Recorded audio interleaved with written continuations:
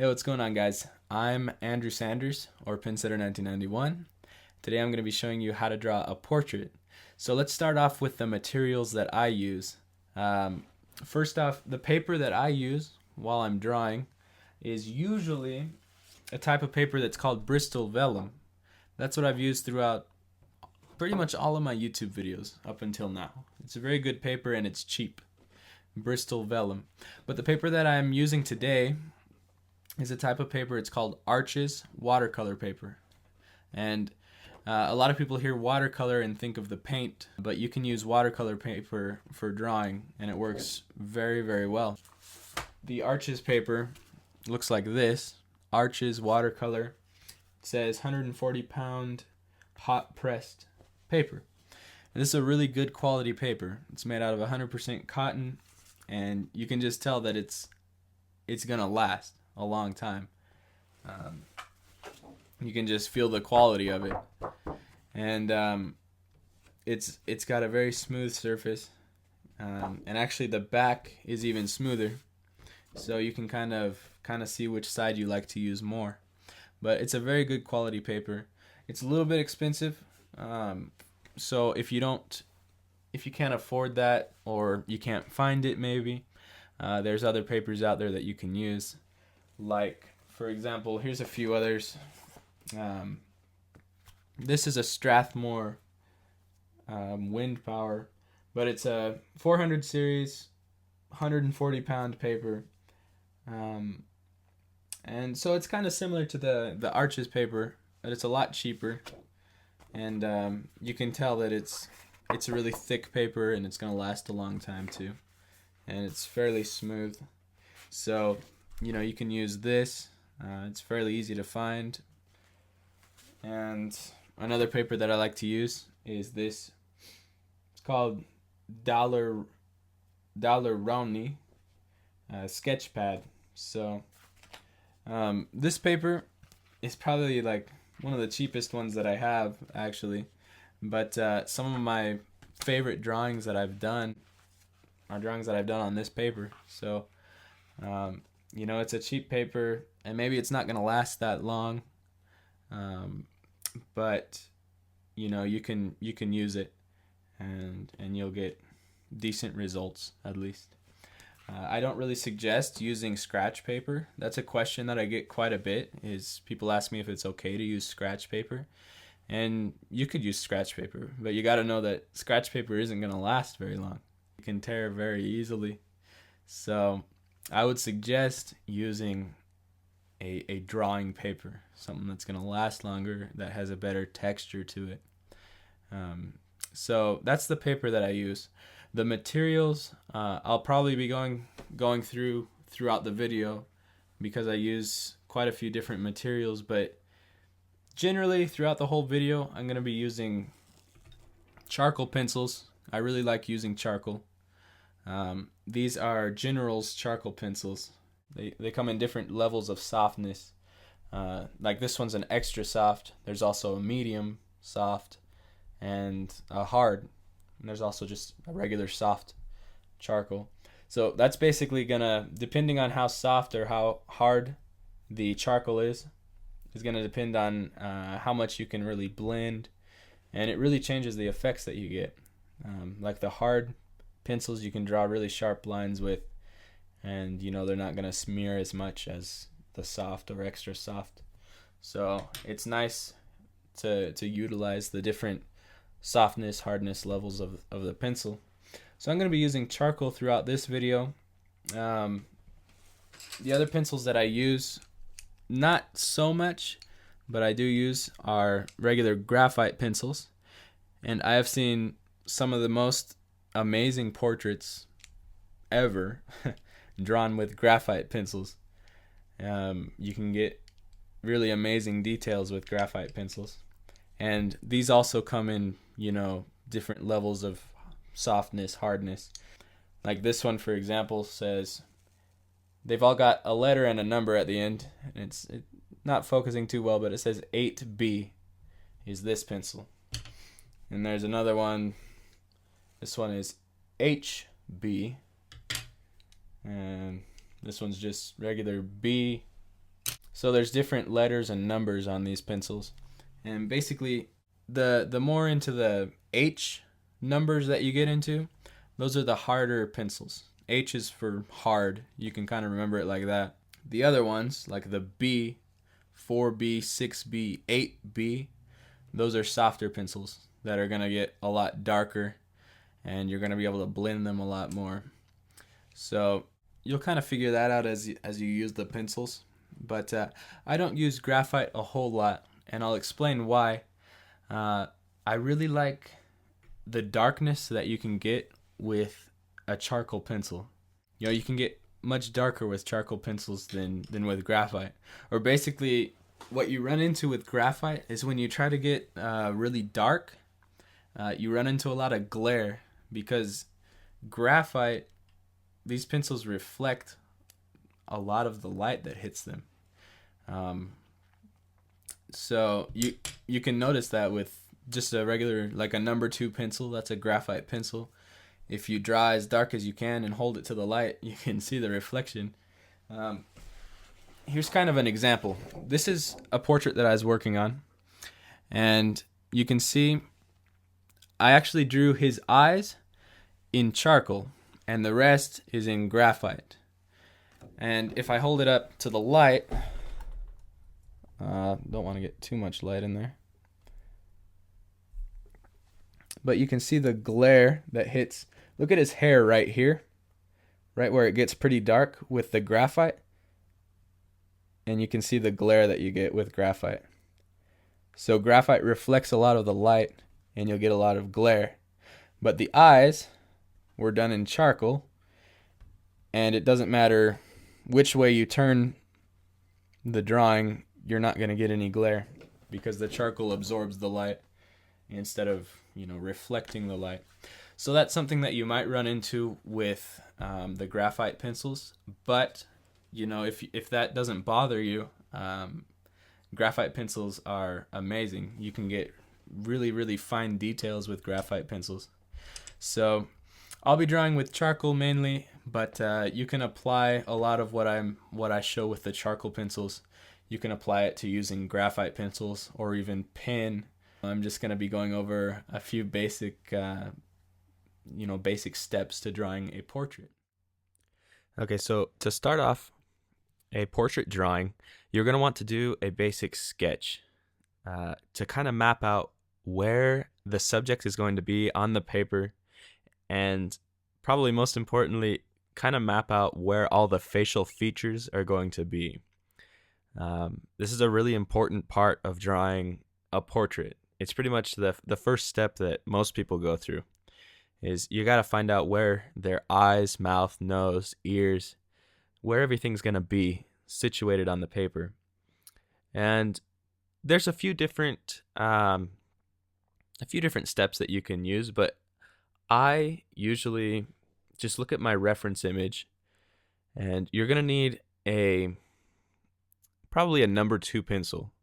And in my case, I'm drawing 2 people.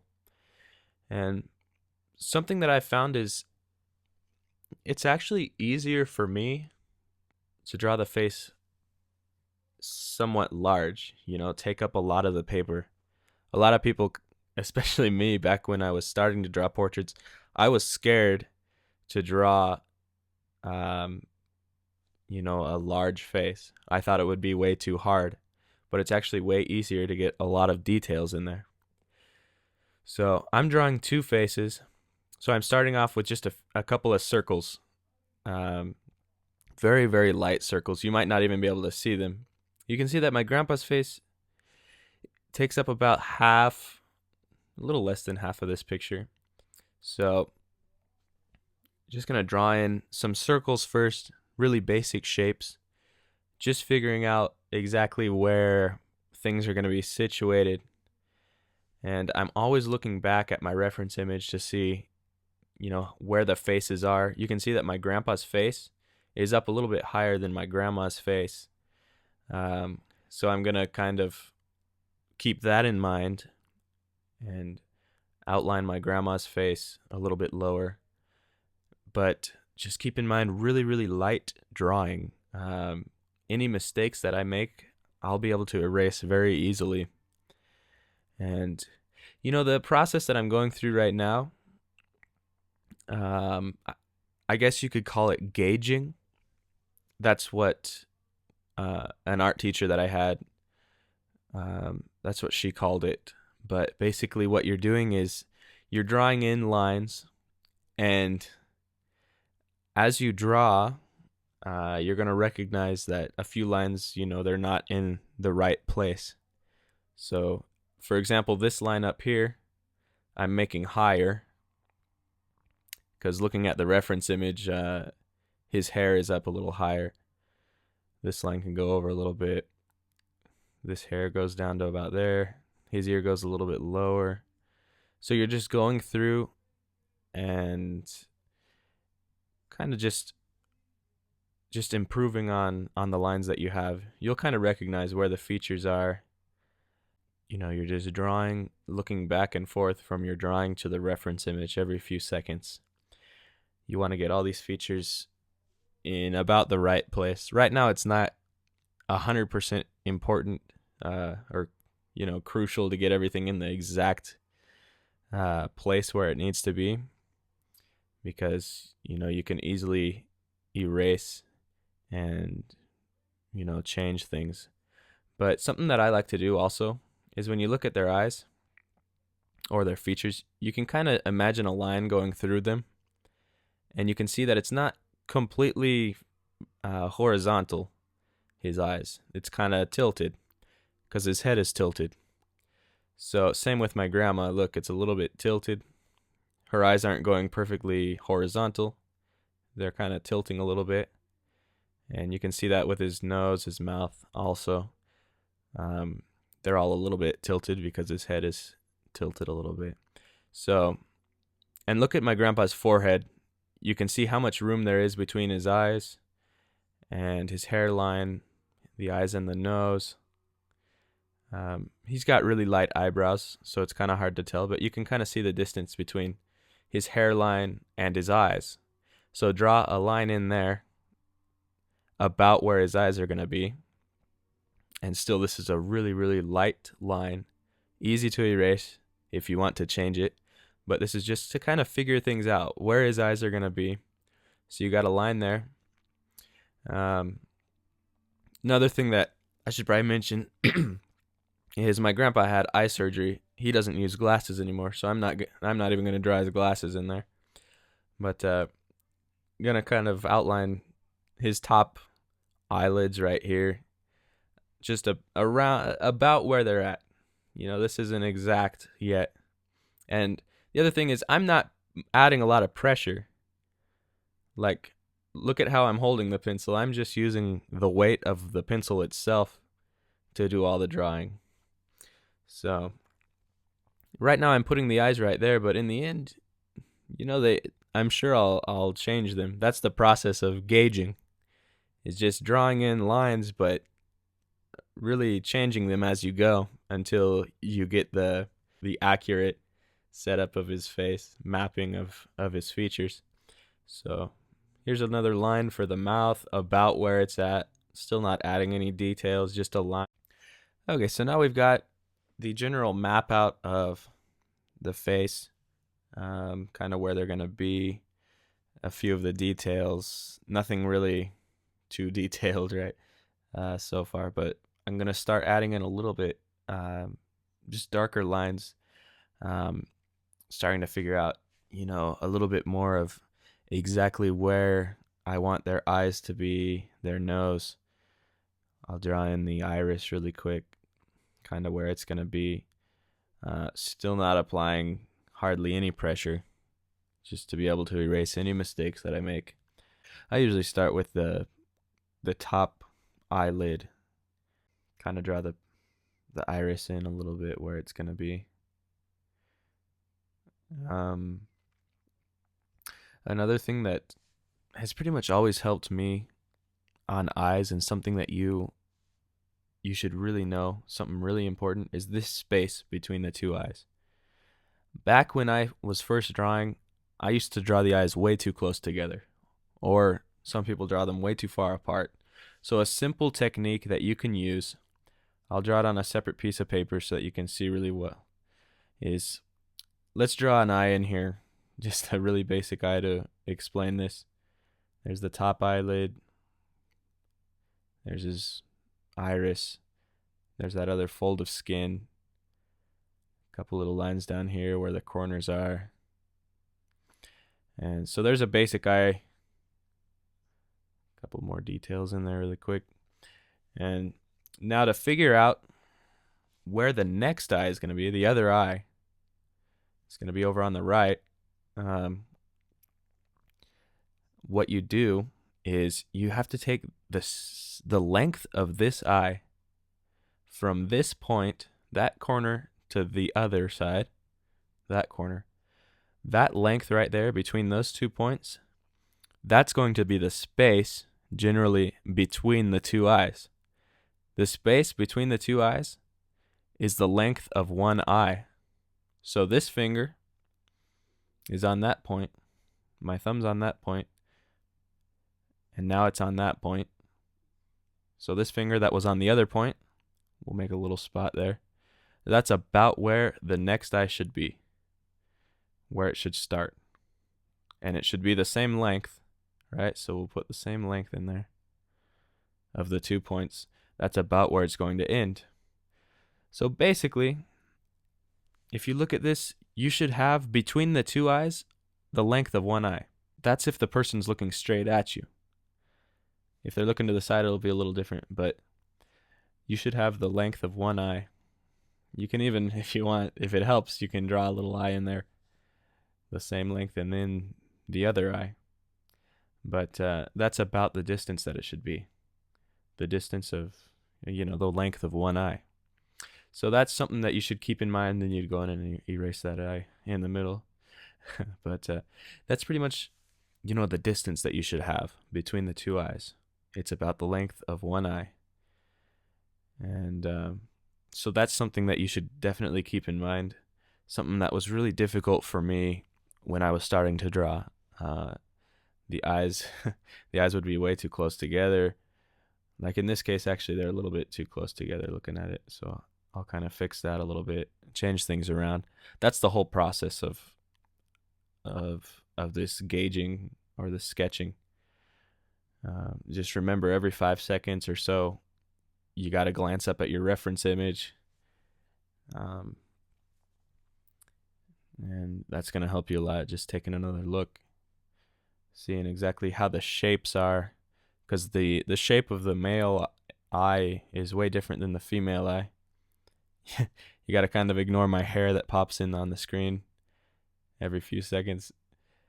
I try to get as close as I can to my drawings to kind of, just get a good view of what I'm doing, because my vision isn't very good. Even when I use glasses, I just got to get kind of close in there.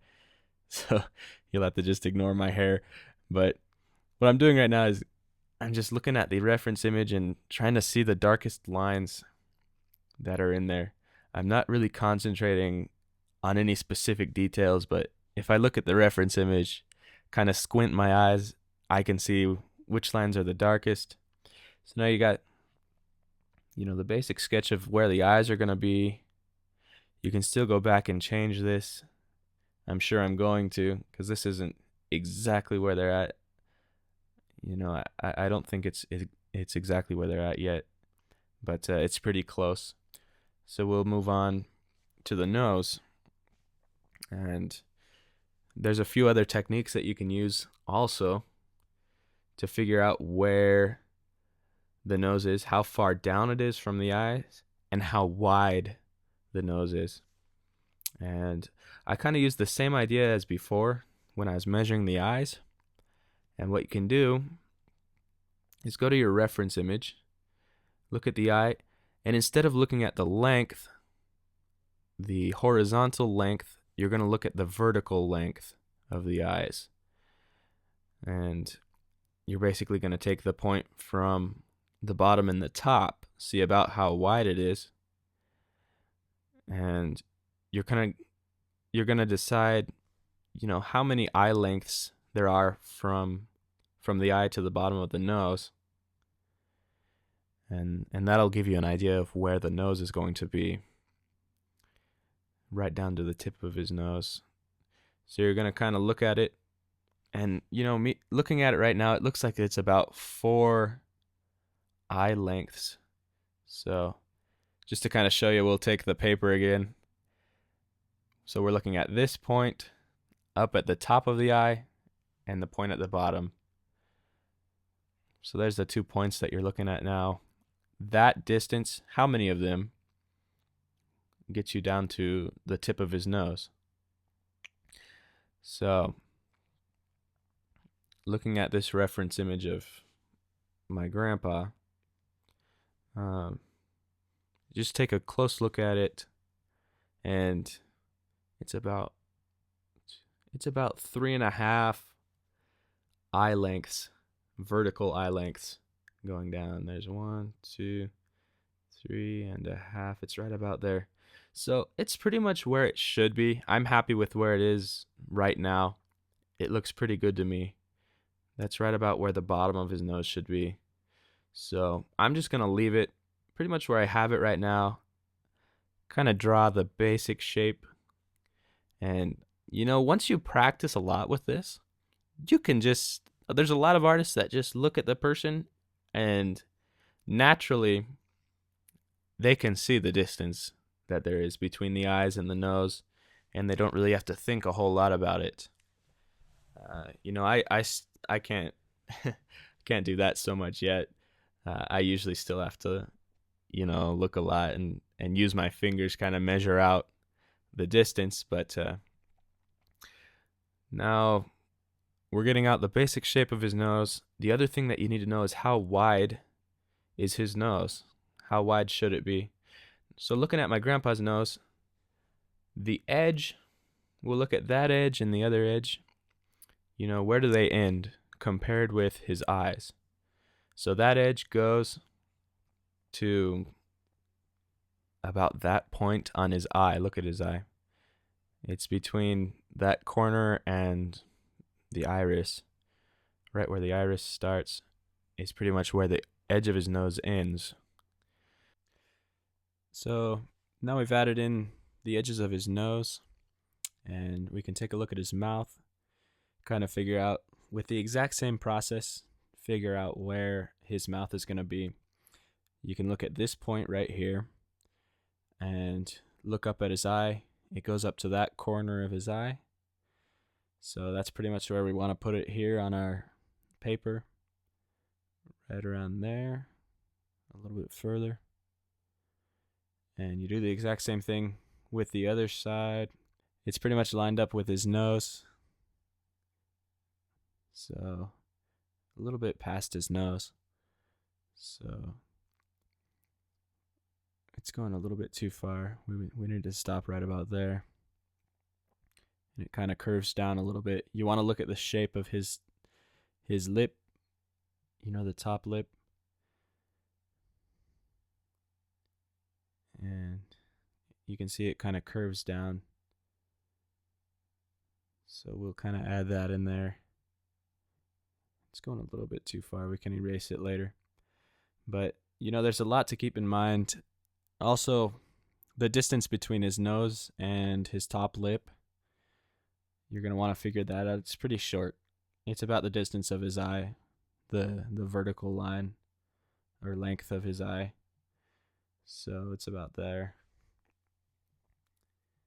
Then looking at his teeth, you can kind of outline those, get an idea of where they're at. Then his bottom lip, you can kind of outline, get an idea of where it's going to be. Now I'm looking at this and I notice something that we need to change. You look at his bottom lip and his chin is a lot further down. I know you can't see very well on the reference image, but his chin is much further down than where I have it right now in my drawing. So, we're going to put it down a little bit further and go back and erase the other lines later on. But that's just really the whole process of sketching this out. You're going to decide where everything's at, correct these little mistakes that you make until you get, everything where you want it to be. Pretty much this whole video is focused on just mapping out the features of the face, because it's really easy to mess up the features. You get the eye up a little too high or the nose too low, and it ends up just looking kind of weird. Thanks for watching, guys. I really hope you enjoyed this video, and please subscribe to stay updated on my speed drawing and other tutorial videos. And also a special thanks to this YouTube user for the suggestion of making a portrait drawing tutorial. And if you have any ideas or requests, please leave them in the comments section below. Your idea could be my next video.